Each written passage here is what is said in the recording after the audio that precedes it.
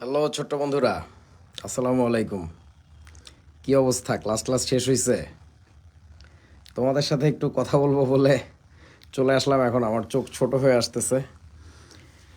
সেই ভোর 7টা থেকে শুরু, এই যে রাত কটা বাজে এখন? 10:30। 10:30টায় শেষ করলাম। আসলে এখনও শেষ করিনি। আহ, মাঝখানে একটু তোমাদের সাথে কথা বলা জরুরি বলে মনে করলাম, তাই লাইভে চলে আসলাম। সো কী নিয়ে আসলে কথা বলা যায়?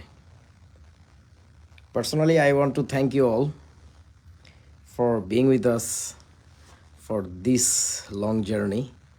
আমার এখনও মনে পড়ে সেই প্রথম দিনের কথা, যখন HSC 24 তোমাদের প্রথম ক্লাস নেওয়া শুরু করছিলাম শিখতে। তোমাদের সাথে আমার বন্ডিংটা আসলে সবসময় একটু অন্যরকম থাকবে, যে কথা আমি আজকে শেষ ক্লাসেও শেষ মুহূর্তে বলেছি, যে আমার তো শিক্ষকতার অভিজ্ঞতা অনেক দিনের, কিন্তু online education, that's a different kind of thing. এইটাতে তো তোমাদেরকে দিয়ে আমাদের শুরু। সাথে বাচ্চা কাচ্চা ছিল, যেমন ক্লাস 9 ছিল, 10 ছিল, কিন্তু আসলে আমি বড়দের ক্লাস নিয়ে সবসময় অভ্যস্ত। তো যেমন ধরো যে তোমরা যখন ইউনিভার্সিটিতে উঠবা, তখন দেখবা যে যে কোনো প্ল্যাটফর্মে তুমি ক্লাস নিতে যাও, শিখতে আসো, তুমি যেহেতু সবচেয়ে জুনিয়র, সো তোমাকে শুরু করতে হবে বাচ্চা ক্লাস দিয়ে। ক্লাস 8, 9, আস্তে আস্তে তোমার মানে ধরো হয়তো বা 4th ইয়ারে উঠে তারপরে তুমি, বা 3rd ইয়ারে উঠে যদি খুব ভালো ক্লাস নাও, তারপরে তোমাকে অ্যাডমিশনের ক্লাসে দেওয়া হবে। সো অনেকে আবার তাও পায় না। কিন্তু আমার জার্নিটা যদি চিন্তা করো, আমি যখন বুয়েটে ফার্স্ট ইয়ারে একেবারে 1-1 লেভেল 1 টার্ম 1, তখনই মূলত আমি আমার জীবনের শিক্ষকতা শুরু করছি হচ্ছে অ্যাডমিশনের স্টুডেন্টদেরকে দিয়ে, অর্থাৎ 08 ব্যাচ যারা আমাদের ঠিক এক ব্যাচ জুনিয়র। সো আমি মূলত অ্যাডমিশন পড়ানোর টিচার। তো সেই লোক আসলে একাডেমিকের দিকে মুভ করছি অনেক পরে, লাইক 2008 থেকে 2013 মাঝামাঝি পর্যন্ত পুরোটাই অ্যাডমিশন নিয়েছিলাম। আমি কোনোদিন একাডেমিক পড়াইনি। 2013 মাঝামাঝি থেকে একাডেমিক পড়ানো শুরু করি, এবং তখন বুঝি যে আসলে একাডেমিকের পড়াশোনা, অ্যাডমিশনের পড়াশোনা পুরো আলাদা। মানে জিনিসটা আসলে একই না। চিন্তার ধরনটা আলাদা, যে কোনো একটা প্রবলেম হ্যান্ডেল করার স্টাইলটা আলাদা। তো এরপরে আমার আসলে ভালো লাগতে শুরু করে, যে আগে আসলে ধরো যে একটা সার্টেন লেভেলের স্টুডেন্টদেরকে আমরা শুধু উপরে নিয়ে যাইতাম। অ্যাডমিশনের পড়াশোনা হচ্ছে উপরে যাওয়া, আর একাডেমিকের পড়াশোনাটা হচ্ছে ওই লেভেল থেকে একটু ডিপ ডাউন, গভীরে যাওয়া, গভীরে যাওয়া। সো যখন এই 2013 থেকে প্র্যাকটিসটা শুরু হলো, তারপরে আসলে আমার বলতে পারি আমি নিজে অনেক শিখছি। যতটুকু শিখিয়েছি স্টুডেন্টদেরকে, তার চেয়ে আমি বেশি নিজে শিখছি। সো সেই জার্নিতে অফলাইনে পড়ানো আর অনলাইনে পড়ানো দুটো ভিন্ন ব্যাপার। আমি তোমাদের কাউকে কখনো হয়তো বা দেখিনি।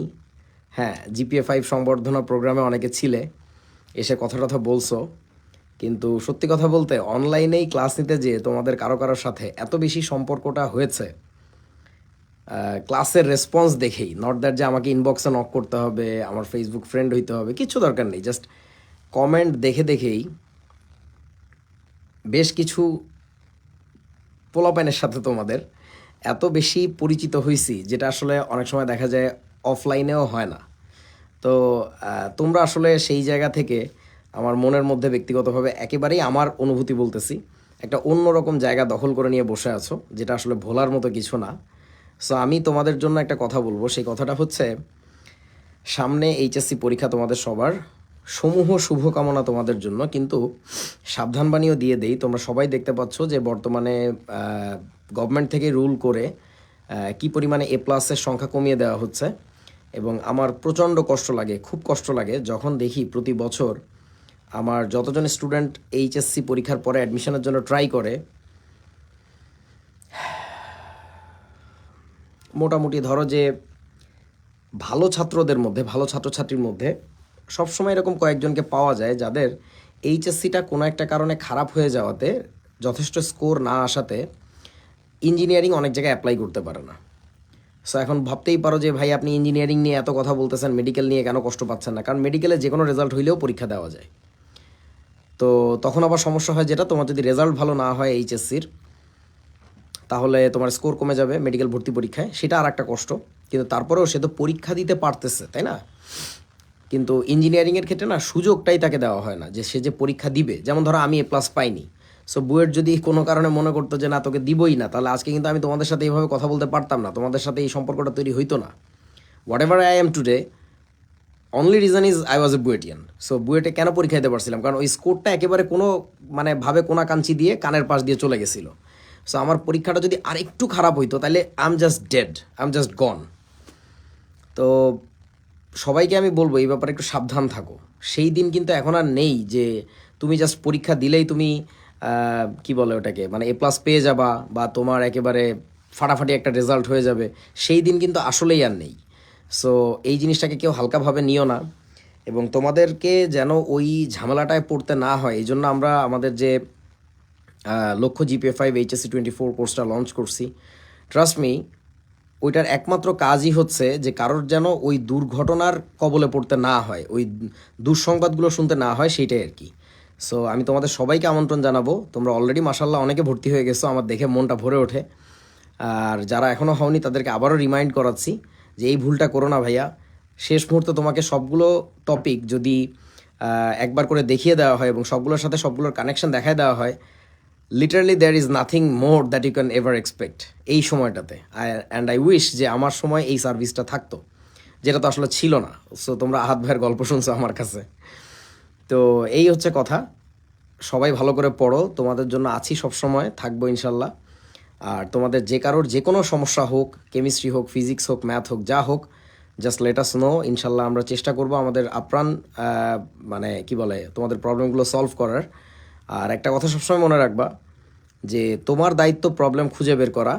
যদি তুমি প্রবলেমটা ঠিকমতো খুঁজে বের করতে পারো, বিশ্বাস করো তোমার প্রবলেম সলভ হতে না সময় লাগে না। কিভাবে জানি, আমি জানি না তোমরা আস্তিক কিনা, আমি প্রচণ্ড রকম আস্তিক। আস্তিক বুঝো, মানে স্রষ্টায় বিশ্বাস করে। সো আমি বিশ্বাস করি যে স্রষ্টা কোনো না কোনো দেবদূত তোমার কাছে পাঠাই দিবেন, ফেরেশতা তোমার কাছে পাঠাই দিবেন, যে আসলে তোমার প্রবলেমগুলো সলভ করে দিবে। বাট তুমি যদি নাই জানো যে তোমার প্রবলেমটা কী, তাহলে বিশ্বাস করো it is never গনা be solved. মানে ওটা আজীবন ওভাবেই রয়ে যাবে। তুমি সবসময় শুধু হা হুতাশ করে বেড়াবা যে আমার সমস্যা আছে, আমার সমস্যা আছে। কোথায় তোমার সমস্যা তুমি এটা জানো না। সো এই কাজটা খবরদার করো না। আর তোমাদের কারো কোনো প্রশ্ন থাকলে এখনও জিজ্ঞাসা করতে পারো, ছোটোখাটো কোনো প্রশ্ন আমি উত্তর দিব আর কি। আর তোমাদের সাথে আবারও বলছি, অনেক সুখ স্মৃতি আছে, অনেক দুঃখের স্মৃতিও আছে। দুঃখের স্মৃতি বলতে কি, তোমাদের মধ্যে কিছু ফাজিল হয়তো বা ছিল, তারা হয়তো বা ক্লাসে ডিস্টার্ব করছে।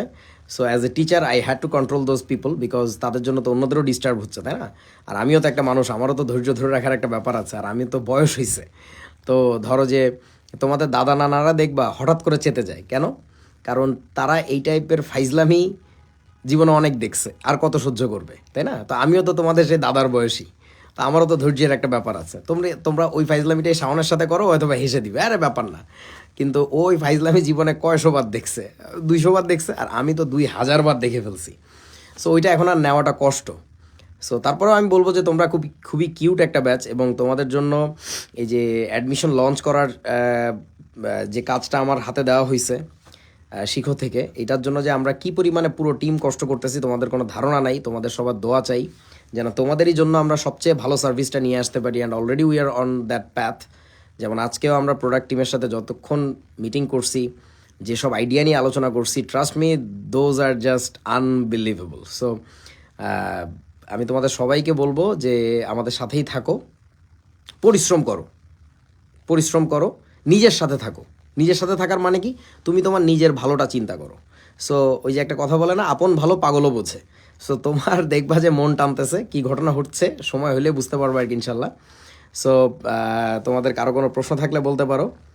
লবণ সেতু আচ্ছা, মনে আছে এই টপিকগুলো? আচ্ছা, আর তোমরা একটু আমাকে জানাও যে তোমাদের অ্যাডমিশনের সময় আমরা যেহেতু তোমাদেরকে বেশ আগায় রাখছি, মানে একাডেমিকেই আমরা অনেক অ্যাডমিশনের টাচ দিয়ে রাখছি, ওই ভিত্তিটা তৈরি করে রাখছি। সো তোমরা একটু আমাকে জানাও যে তোমাদের কি মনে হয় অ্যাডমিশনের সময় তোমরা যারা আমাদের স্টুডেন্ট ছিলে পুরাতন, তাদের জন্য কি শুরু থেকে আলাদা ব্যাচ করব? এটা করলে কি ভালো হয়? তাহলে তোমাদের শুরু থেকে অনেক অ্যাডভান্স জিনিস দেখানো যায় নাকি? একটু কমেন্ট করো তো দেখি। আবদুল্লাহ আল ওয়াহিদ বলতেছে, ভাইয়া আপনার সাথে দেখা করব কিভাবে? আমার এখনও মনে পড়ে 2014 বা 15 সালে একদিন একটা প্রতিষ্ঠানে ক্লাস নিচ্ছিলাম, তার নাম তোমরা সবাই জানো। তো মানে স্পেশাল ব্যাচ যেটা সবচেয়ে ভালো স্টুডেন্টদের, ওই স্টুডেন্টদের ক্লাস নিয়ে বের হয়ে আমি খুবই ক্লান্ত, আমার সেই ছবিটা পাইলে কোনো দিন দিব না। তো ক্লাস নিয়ে এসে আমি মনে হয় 5 ঘন্টা 6 ঘন্টা টানছি আর কি। টানার পরে এসে খুব টায়ার্ড হয়ে অফিসে বসছি যখন, তখন কোকড়া চুলের একটা ছেলে এসে ফর্সা মতো গোলগাল বলল যে ভাইয়া আপনার সাথে একটা সেলফি তুলবো। তা আমি তো দেখে চিনি নাই প্রথমে, আরে খুব টায়ার্ড, কি অবস্থা। তো তারপরে সেলফি তুললো, তোলার পরে বললো ভাই আপনার সাথে তো দেখা করার খুব ইচ্ছা ছিল, মানে দেখা তো করছে, আগে ক্লাস করছে, সো বলতেছে যে আলাদা করে কথা বলার খুব ইচ্ছা ছিল, এই যে হয়ে গেল এখন। তো পরে সেই ছেলেটার পরিচয় জানতে পারলাম, তাকে তোমরা সবাই চেনো, তার নাম শাওন রেজা। ওই ছবিটা ফেসবুকে আপলোডও করছিল আর কি, মাঝে মধ্যে ওই যে কী বলে মেমোরিজ আসে না, ওই প্রতি বছর একবার আসে আর কি।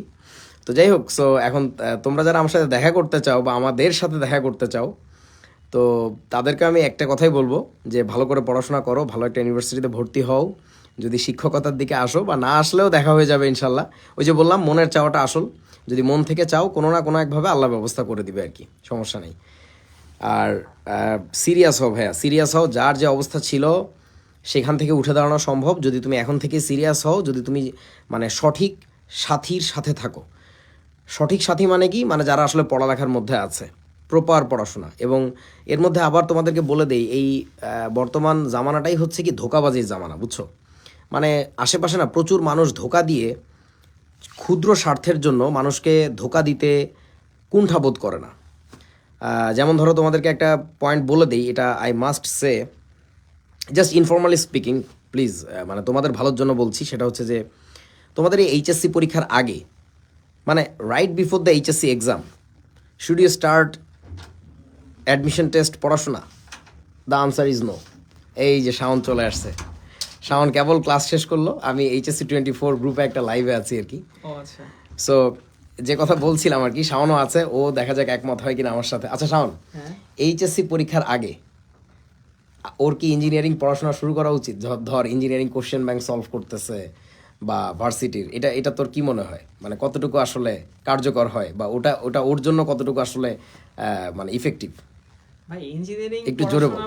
ইঞ্জিনিয়ারিং পড়াশোনা বলে তো আসলে কোনো পড়াশোনা নাই। হ্যাঁ, যদি কেউ একাডেমিকের সাথে সাথে ধরেন ফার্স্টে আমি হচ্ছে প্রাস পড়ছি, মানে আমি গতিবিদ্যার মধ্যে প্রাস পড়ছি, সো প্রাসের আমি কনসেপ্টটা পড়লাম, ওকে, তারপরে বইয়ে যে প্রবলেম আছে সেগুলো সলভ করলাম। এরপরে আমার কাছে যেটা ছিল, আমার কাছে একটা প্রশ্ন ব্যাংক ছিল, আমি ওই রিলেটেড প্রশ্ন ব্যাংকে যে প্রশ্ন আসছে সেগুলো আমি সলভ করলাম।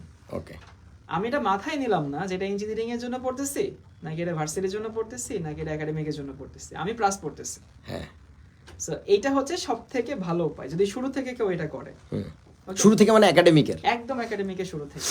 আচ্ছা, নাইমও আমাদের সাথে চলে আসছে। এই যে দেখো ভাইয়ারা, দেখছো কত রাত পর্যন্ত তোমাদের জন্য কাজবাজ করতেছে। কি হচ্ছে এখানে? এখানে একটা লাইভ হচ্ছে না, একটা লাইভ হচ্ছে ওদের জীবনমুখী আলোচনা, যে কি করা উচিত, সামনে তো এইচএসসি। না না, শাওনের জীবনমুখী আলোচনা শুনতে হবে। হ্যাঁ, শাওন জীবন অনেক বড় সাকসেস, আমাদের থেকেও বড় সাকসেসফুল সে, আলহামদুলিল্লাহ। তো শাওনের জীবনমুখী গল্প তোমরা শোনো, অনেক বেশি মানে উপকৃত হবা তোমরা, আশা করছি। Shaon, carry on. আমি যেটা বলতে চাচ্ছিলাম মাঝখানে, সেটা হচ্ছে যে ধরো তোমার এইচএসসির আগ দিয়ে তোমার সেই সময় দেখা দরকার কি এইচএসসি রিলেটেড প্রশ্ন। সেই সময় তুমি যদি অ্যাডমিশন নিয়ে খুব বেশি মাতামাতি করো, একেবারে কিন্তু ধ্বংস, লিটারালি ধ্বংস। কারণ কি, অ্যাডমিশনের কোর্স আমাদের শুরু হলেই দেখতে পারবা লিটারালি তোমার একাডেমিকের যে অঙ্কগুলো ছিল, ধরো আমরা ওইগুলোই করাচ্ছি, বাট অঙ্কগুলো নিয়ে না চিন্তার স্টাইলটাই আলাদা, যে এই অঙ্ক কতভাবে প্যাচ লাগানো যাইতে পারতো। একাডেমিকে হয়তো বা শাওন ভাইয়া তোমাকে, নাইম ভাইয়া তোমাকে ক্লাসে 3-4টা প্যাচ দেখাইছে, অ্যাডমিশনে দেখবা যে আরও নানান রকমের কাহিনী হয়, একটু চেঞ্জ করে দিলে কত অন্যদিকে চলে যায়। সো ওই আলোচনাগুলো যদি এখন তোমার সাথে শুরু করা হয়, আলটিমেটলি তোমার ক্ষতি হবে। একটা সিম্পল অঙ্ক দেখেও তোমার মাথার মধ্যে প্যাচ লাগবে, না জানি কি হয়।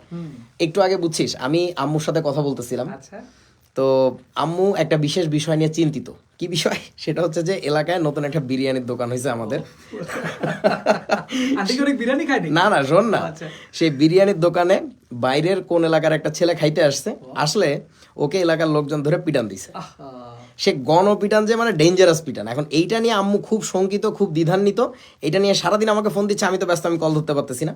তো পরে একটু কথা বললাম যখন, তো আম্মুর কথা শুনে তোমরা বুঝবা, মানে আমি পরে বুঝাইলাম যে দেখেন আপনার ছেলে কি কোথাও এরকম বিরিয়ানি খাইতে যায়, তার সময়টা কই? সে সকাল 7-8টার সময় অফিসে আসে, রাত 11-12টার সময় বেরোয়। আপনি আমার মতো হয়েছে, বিরিয়ানি খাও বাদি দিয়ে। আমি তো এইসব লাইফের দিকে যাচ্ছি না। সো আমি যদি না যাই, আপনি অযথা কেন আমাকে নিয়ে ভাবতেছেন? আর আমার কানের মধ্যেও যখন এটা ঢুকবে যে এরকম একটা দুর্ঘটনা ঘটানো যায় বা ঘটে, তখন হবে কি আমার না লাইফ সম্পর্কেই অ্যাটিটিউডটা নেগেটিভ হয়ে যাবে। আমি যেখানেই যাব, একটা নর্মাল চায়ের দোকানে গেছি, একটা সিঙ্গারার দোকানে গেছি, সেখানে যে আমার মনে হবে আমার যদি ধরে একটা পিটান দেয়। দেয়। সো এই যে ব্যাপারটা, তুমি অ্যাডমিশনে একটা প্রবলেম সলভ করার পরে দেখবা তোমার চিন্তার ধরনটা অনেক কমপ্লেক্স হয়ে গেছে। তুমি একটা সিম্পল কথার মধ্যে না প্যাচ খোঁজো যে আল্লাহ এই জায়গায় মনে একটা প্যাচ লাগাইছে, বাট অ্যাকচুয়ালি একাডেমিকের ওই অঙ্কে কিন্তু কোনো প্যাচ নাই, লিটারালি কোনো প্যাচ নাই, সিম্পল একটা কথা। সো ব্যাপারটা হচ্ছে এইটাই যে আমি একটা কথা বলি, হ্যাঁ। আমি পোলাপানদের সবসময় বলি যে তোমরা বুয়েট পরীক্ষা যখন দিবা, তখন বুয়েট পরীক্ষার কোশ্চেনে যদি কখনো আসে 1+2 = কত হয়, তুমি 3 লিখতে তোমার হাত কাঁপবে। কারণ তোমার অ্যাডমিশন কোচিং করতে করতে মেন্টালিটি এইভাবেই গ্রো করবে যে প্যাচ কিভাবে লাগানো যায়। হ্যাঁ। অ্যাডমিশন কোচিং এর পরে তোমার কাছে মনে হবে যে ইজি জিনিস মনে হয় দুনিয়াতে নাই, সবই মনে হয় প্যাচ। সবই প্যাচ। সো ওইটা নিয়ে এখন টেনশন না করাটাই বেটার এইচএসসি তে। ঠিক আছে ভাই, কথা বলেন আপনি। না না দাঁড়া, আমরা সবাই একসাথে শেষ করি। So, তোমাদেরকে আমি যে কথাটা বলছিলাম, যে বললাম না যে বাংলাদেশে এখন বর্তমানে আশেপাশে সব জায়গায় না ধোঁকাবাজির একটা মহড়া চলে, বুঝছো না? সো এই সময়টাতে না কারোর কথায় ধোঁকা খায় না বিপদে পড়ো না, ট্রাস্ট মি। মানে তোমাকে অনেকে আসলে মলম বেচতে নিয়ে যাবে, বলবে যে এই মলম আপনার গায়ে লাগাইলে আপনার গায়ে ক্যান্সার থেকে শুরু করে সব ঠিক হয়ে যাবে। It is never gonna happen. So ঠিক আছে, বেস্ট অফ লাক। আমার সমূহ শুভকামনা তোমাদের প্রতি, অনেক দোয়া রইল। তোমরা আমার জীবনের বলা যায় প্রথম ব্যাচ, অনলাইন ব্যাচ পার্সোনালি আমার, ওরা দুইজন তো আগে থেকেই অভিজ্ঞ। সো তোমাদের সাথে আমার কানেকশনটা পার্সোনালি অনেক বেশি গভীর, আমি বুঝাইতে পারবো না কীরকম। তোরা হাহা দিতেছিস কি শুই না জানি না, ও মলমের কথা শুনে মনে হয় হাহা দিতেছে। সো ঠিক আছে, দেখা হবে আবার পরবর্তীতে। টাটা, Okay, আল্লাহ হাফেজ। আল্লাহ হাফেজ। হ্যাঁ। শেষ করে কেমনে এইখানে না?